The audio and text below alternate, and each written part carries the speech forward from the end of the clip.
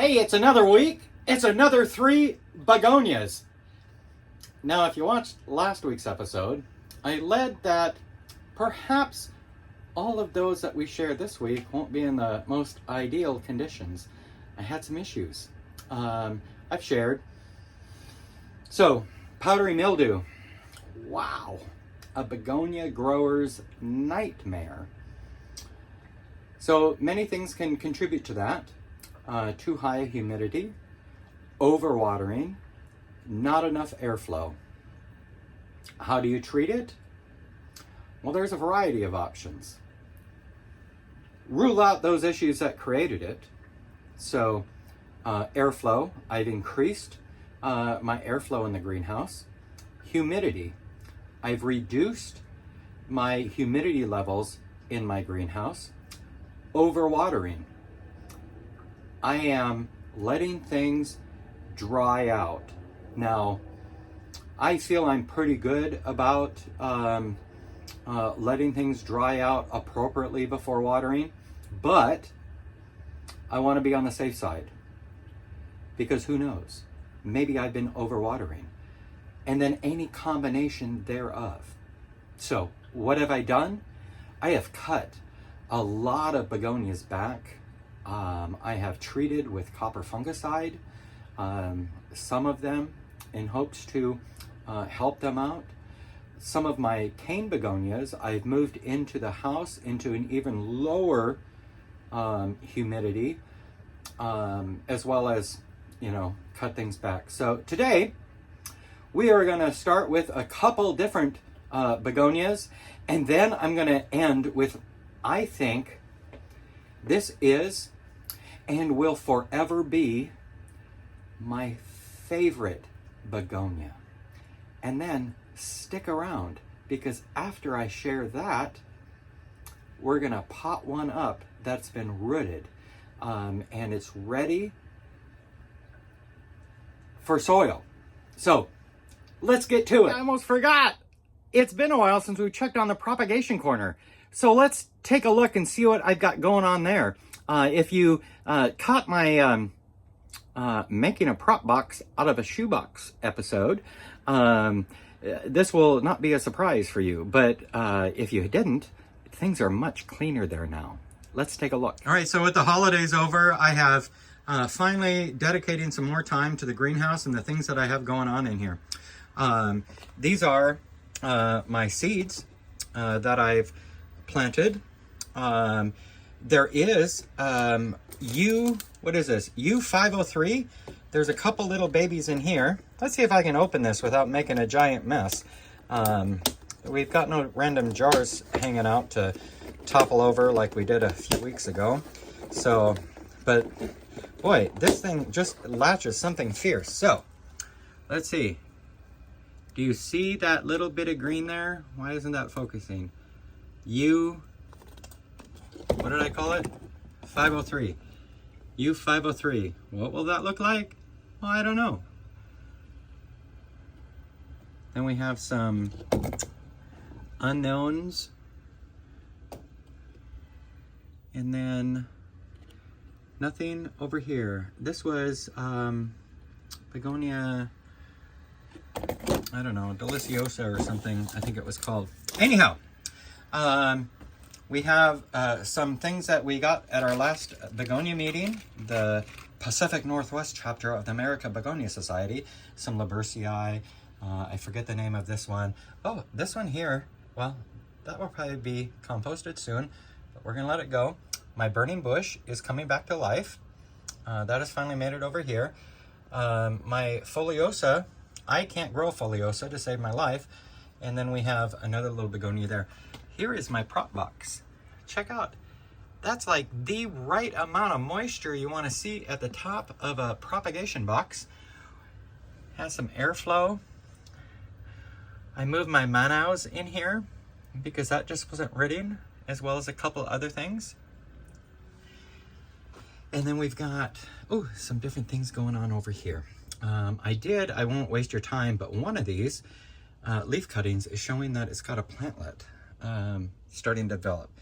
And then I moved here. We go over here. Then we've got some stuff growing in here. This is some leaf cuttings that I took a long time ago, like months ago. And check it out. Oh my gosh, you gotta see this. You gotta see this. I hate these lids that I just can't open. Look, absolutely nothing has happened yet. However, they're not dead, and there's roots growing. Because I just don't know. I guess I will wait and see.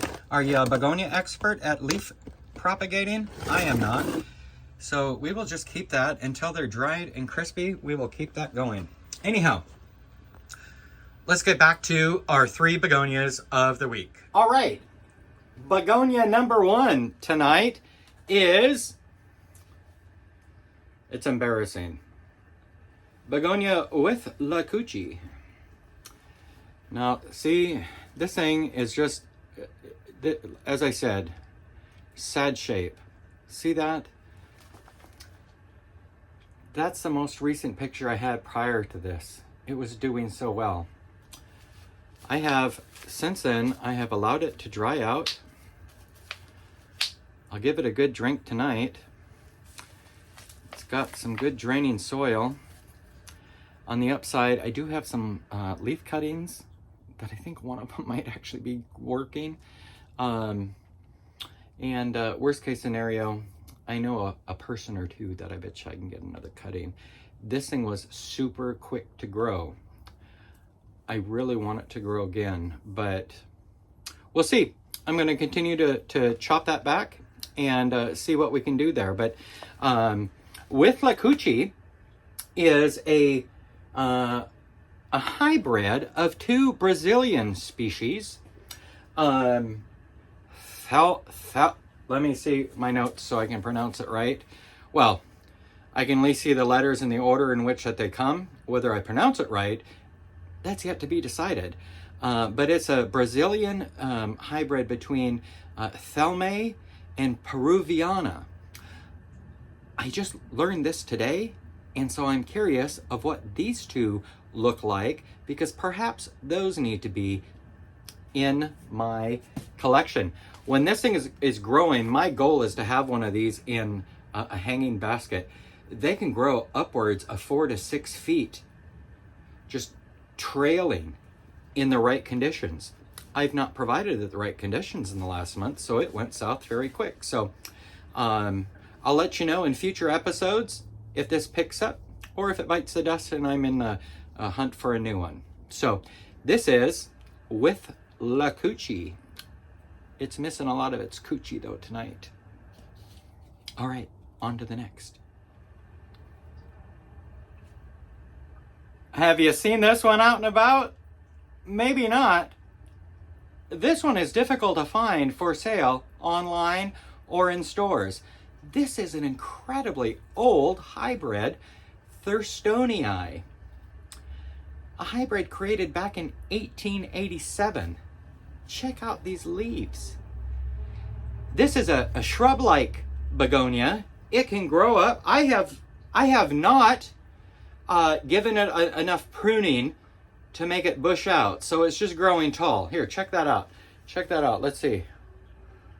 Okay, well, the top looks really nice, but we got a lot of bare spots. You know, not a huge fan of this. I wasn't. I saw it. You know, it had some of those qualities I like. Nice, pretty green, burgundy-ish red back, but not nearly as dark as I had hoped. Some of them are better. It wasn't until that I learned how difficult it is to find that now I like it. When everyone can't have it and I have it, well, then I'm pleased. So I will be spending some time propagating this guy, pinching it back and seeing how bushy I can get it, and then allow it to spend some time outside this summer so I can see what it does. It's supposed to have some amazing pink flowers when it blooms, and its bloom time is in the summer. So there you have it, Begonia THURSTONII.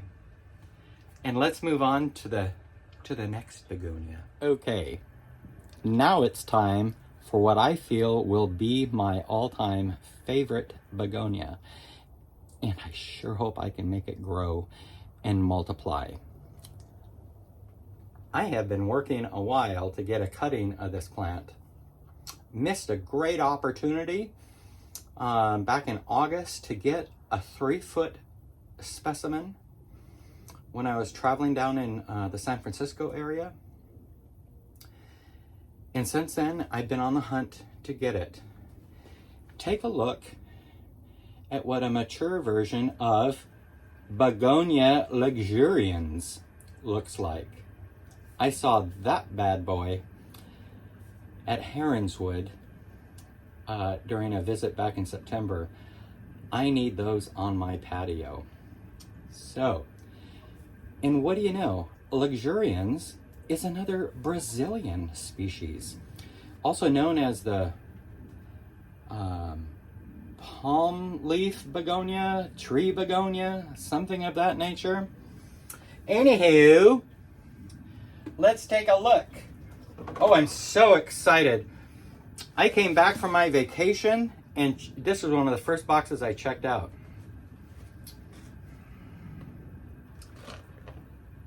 Check out this little baby. She's just a little one.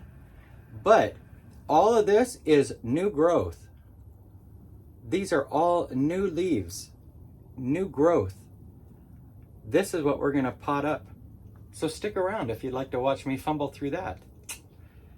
We also, so this one, this cutting was a cutting I got when I was at the Pierce County Master Gardener Propagation Group, getting ready for next spring's plant sale, last weekend in April, every year. And they had some extra cuttings because they just made a bunch of them. So I took this one and packed it in moss. The only way I can get some of these cane types to propagate easily for me is just I pack it in moss. Just pack it in moss, and then I put it in this little humidity area. Here is one, a cutting that I acquired from a begonia grower in Bellevue, Washington. This is a cutting off of Mary's large Begonia Luxurians. One of our fellow society members was able to collect a few cuttings. And look at that. So I trimmed off the dead crispy things because, you know, I like to do that. But if you look here, we've got new growth here. This one I'm not going to pot up quite yet. Not quite yet. That one I'm going to leave. I just want to see a little bit more. Then, but wait, I cut another one up.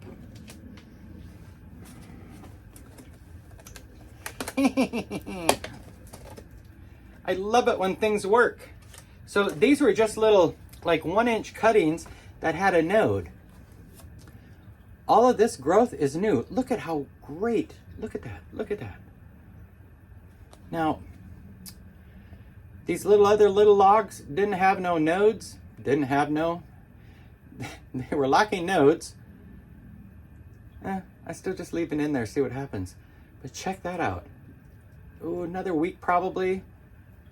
I might fish that out of the moss and get that potted up. Do both of those potted up.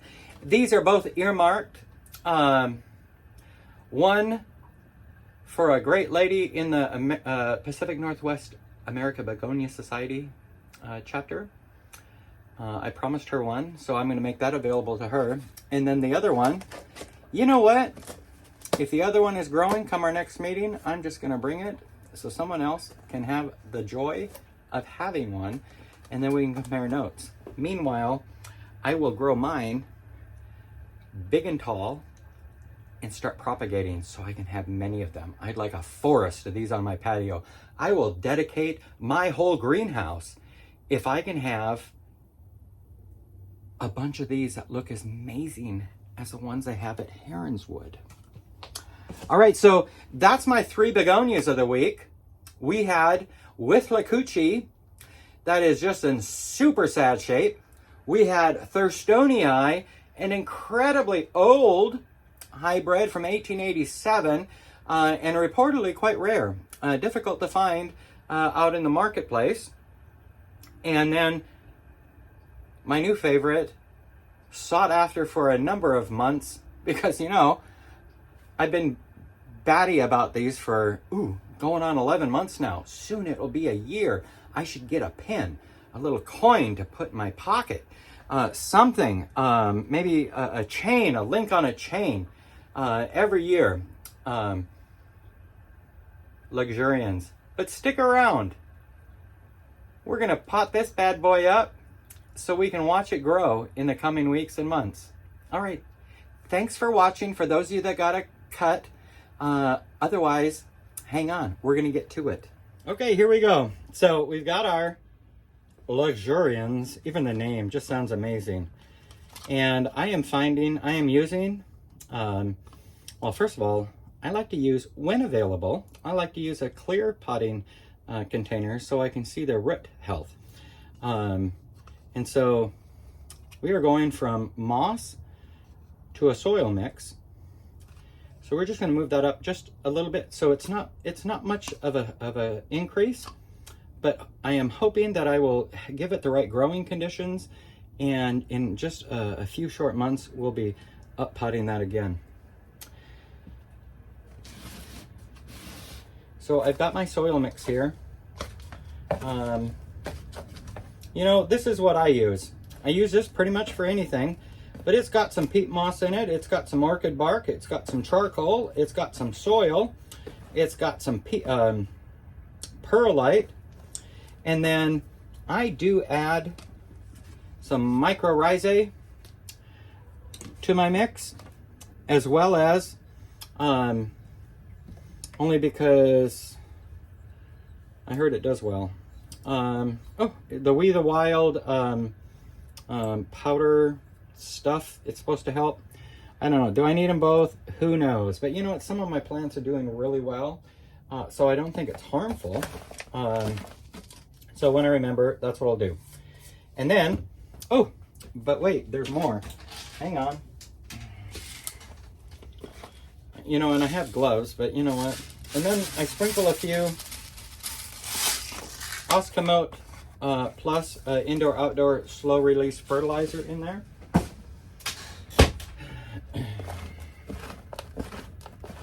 It was now the fun.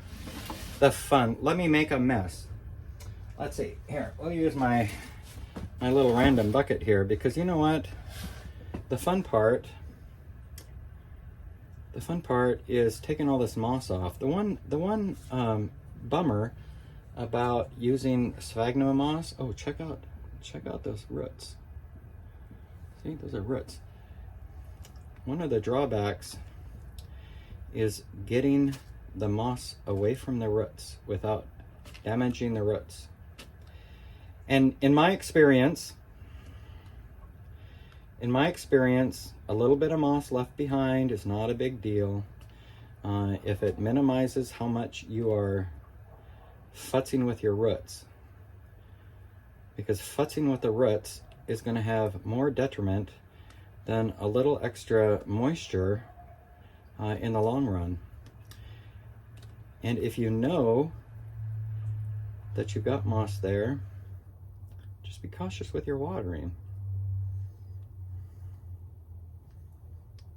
Oh, I like some of these roots in here. I don't like some of this moss in here. You know, the other thing that I could have done, that if you're thinking about, if you've not used moss before and you're thinking about rooting, cut the moss up. I use long fiber sphagnum moss, and you know, if I just cut it up, it'd probably break apart a whole lot easier. Wow, there's some really great root action here. Look at that, some really great root action. Have you been able to watch what I'm doing, or did I move it completely out of the screen? I guess I'll know when I review it, but you know me, videos are just videos. I don't do a lot of editing. Not like I'm gonna repack this thing up and start over again. Okay. Oh, it got quiet all of a sudden. You know, that humidifier won't run all day until I actually come in here. I've got it set down to like 65. I think part of my issue was it was set at 70. But now it's set at 65. Okay, we're gonna call that good. Then we're gonna get some soil in here. Let's see. A little bit more. Ah, look at that. Look at that. Okay. Then we're gonna top it off.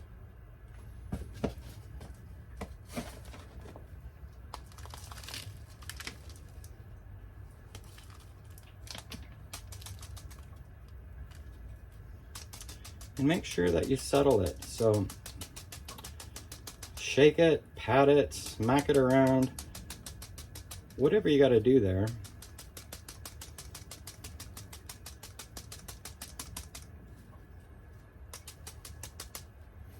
All right, I'm gonna put a little bit more here.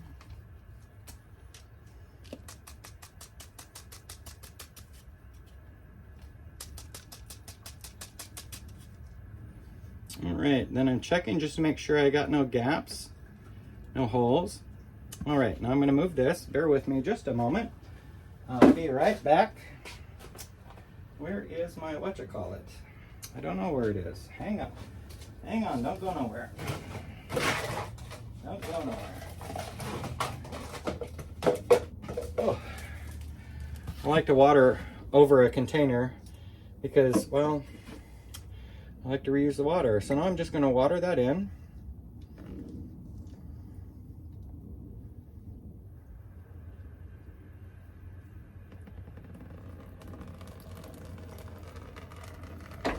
Give it a really good watering.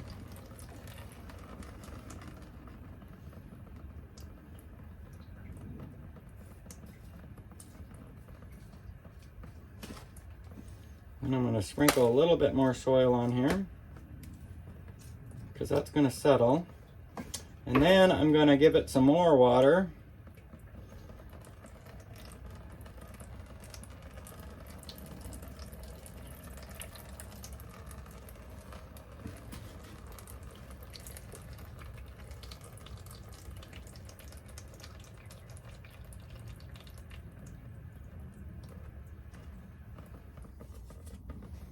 All right, and there you have it.